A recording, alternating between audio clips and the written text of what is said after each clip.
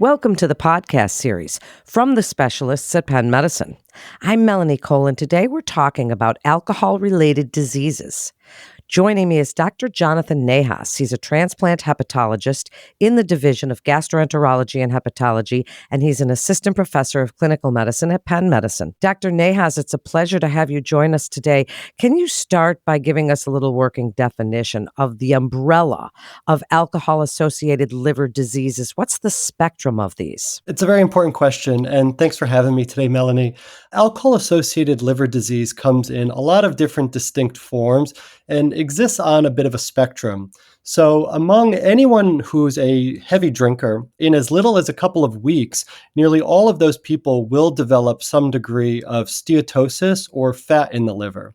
With continued alcohol use and exposure, about 30% of heavy drinkers will go on to develop more severe forms of alcohol-associated liver disease, namely things like steatohepatitis or inflammation related to the fat, or fibrosis or scarring in the liver.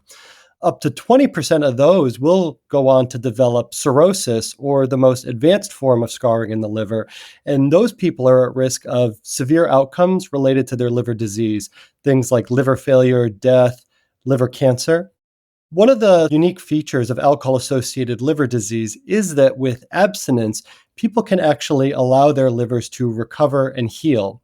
For people with more advanced forms of scarring, we tend to think that this can take years, decades. Some of the earlier forms, though, are reversible with even shorter durations of time. Among those with alcohol-associated hepatitis, the vast majority will have underlying cirrhosis.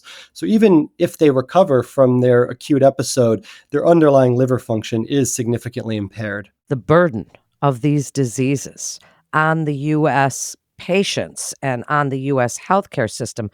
Please speak about that and the trends that you've seen. So have you seen more of this going on now?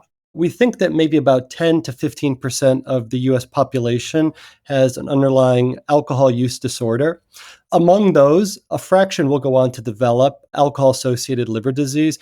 Prevalence estimates of alcohol-associated liver disease are anywhere from 1 to 2, up to 8% of the US population. We also think that those numbers may actually be underestimates due to issues like underreporting alcohol use or patients actually not being able to obtain a diagnosis and not necessarily engaging with medical care. Alcohol-associated liver disease, and a lot of this has been sparked by the COVID pandemic.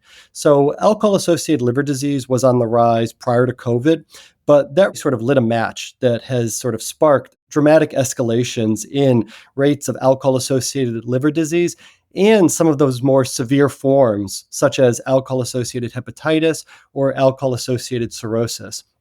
The numbers have picked up since the COVID pandemic, and we're still seeing many more patients come in that were not previously presenting to care.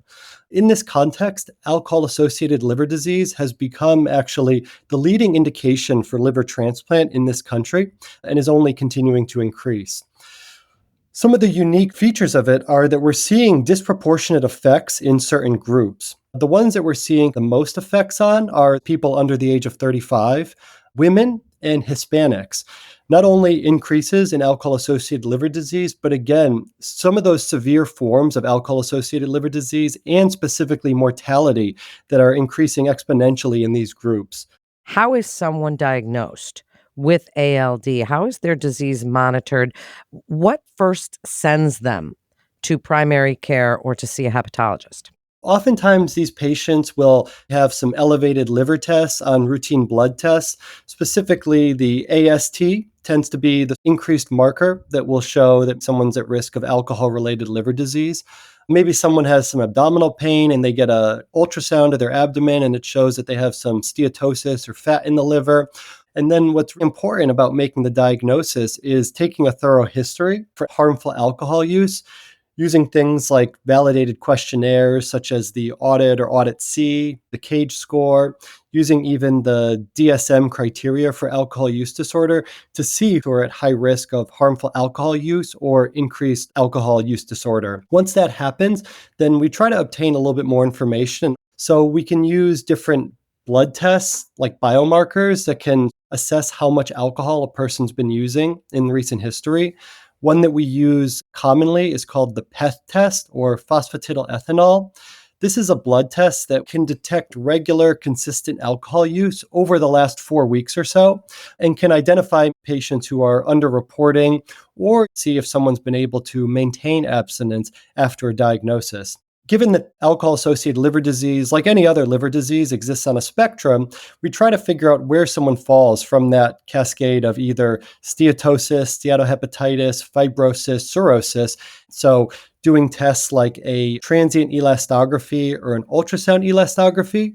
These are non invasive tests that can assess someone's fibrosis stage without having to do a biopsy. There's also blood based tests that utilize routinely available laboratory parameters, things like liver tests, AST and ALT, platelets, something called the FIB4, that can assess someone's risk of having no significant fibrosis or a high risk of advanced fibrosis. So these are some easy, widely available tools that we use to try to figure out where a person falls on that ALD spectrum. One of the challenges, though, is that many patients with ALD are diagnosed in the later stages, oftentimes when they present with severe forms such as alcohol associated hepatitis or even decompensated cirrhosis. As we speak about ideal management strategy for patients with ALD, how do these strategies vary for individuals with alcohol associated hepatitis and cirrhosis? And you mentioned the different patient populations. So, how does that differ in treatment management strategies? I think this is the essential point of managing these patients. We're dealing with two diagnoses. So, certainly as a hepatologist, I'm focused on their liver and their alcohol associated liver disease. But we can't ignore that most of these patients have a comorbid mental health diagnosis, alcohol use disorder. And if we focus only on the liver, we're missing a huge portion of what's going to drive their long term outcomes.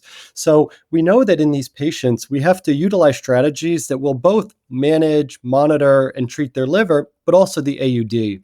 Something as simple as a brief intervention, talking about the harms that their alcohol is doing, things like motivational interviewing, oftentimes even pharmacotherapy or medications for alcohol use disorder, and also referral to treatment professionals, addiction specialists, psychiatrists, therapists who can be more dedicated in dealing their AUD has to be a part of the treatment strategy.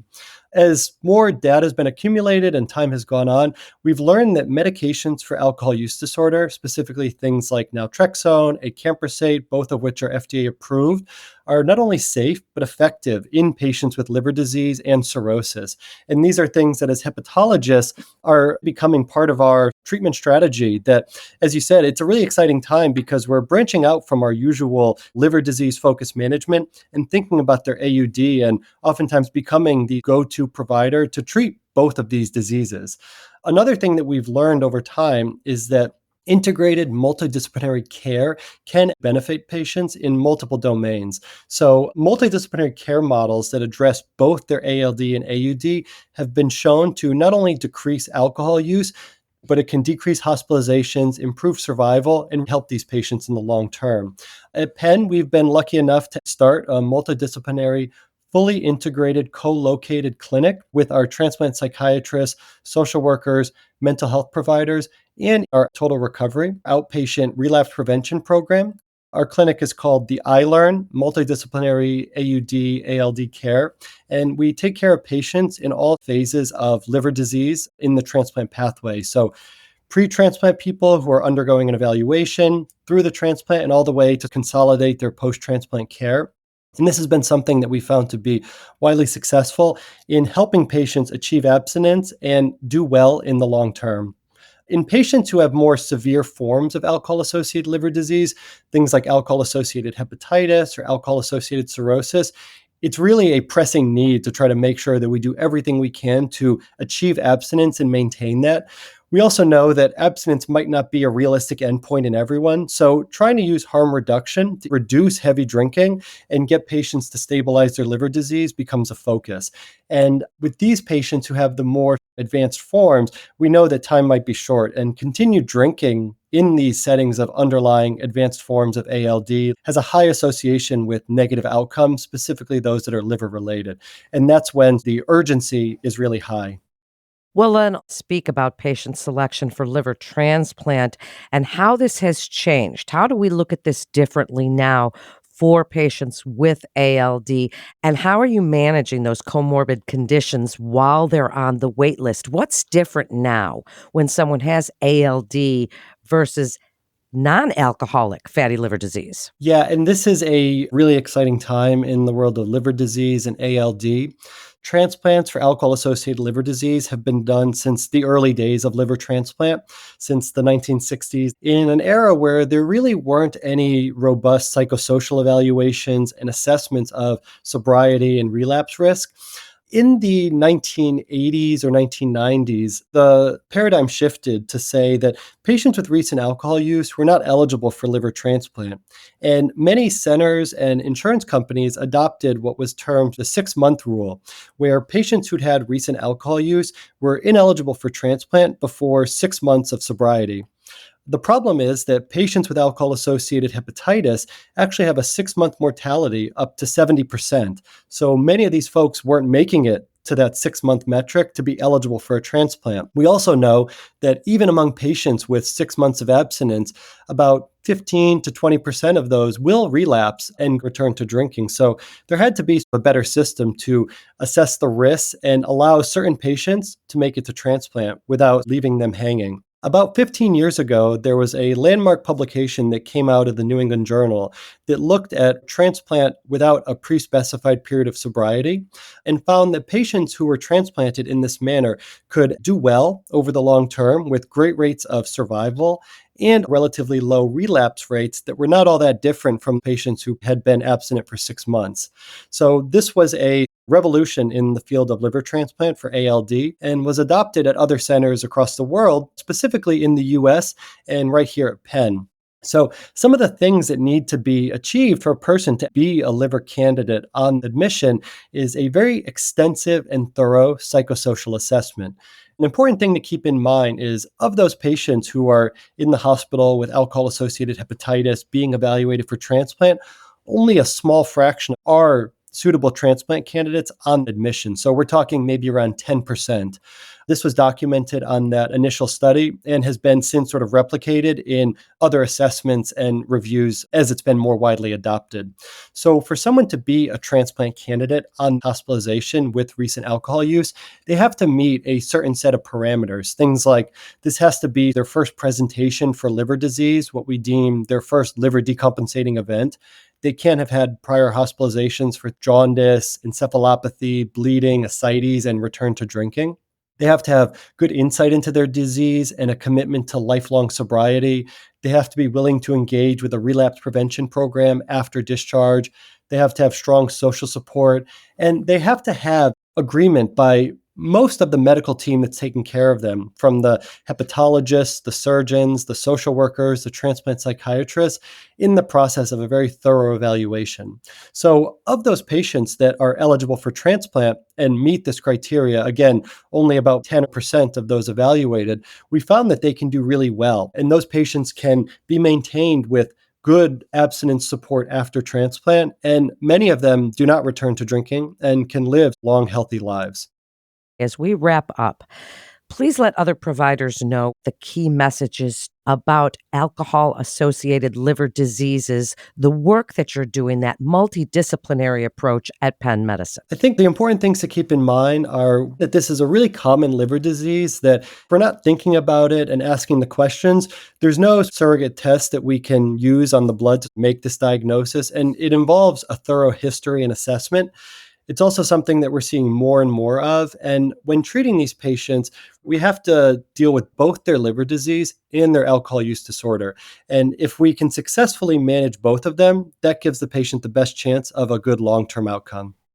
Thank you so much, Dr. Nahas, for joining us today and sharing your incredible expertise for other providers. And to refer your patient to Dr. Nahas at Penn Medicine, please call our 24/7 provider-only line at 877-937-PENN. Or you can submit your referral via our secure online referral form by visiting our website at pennmedicine.org/refer your patient. I'm Melanie Cole. Thanks so much for joining us today.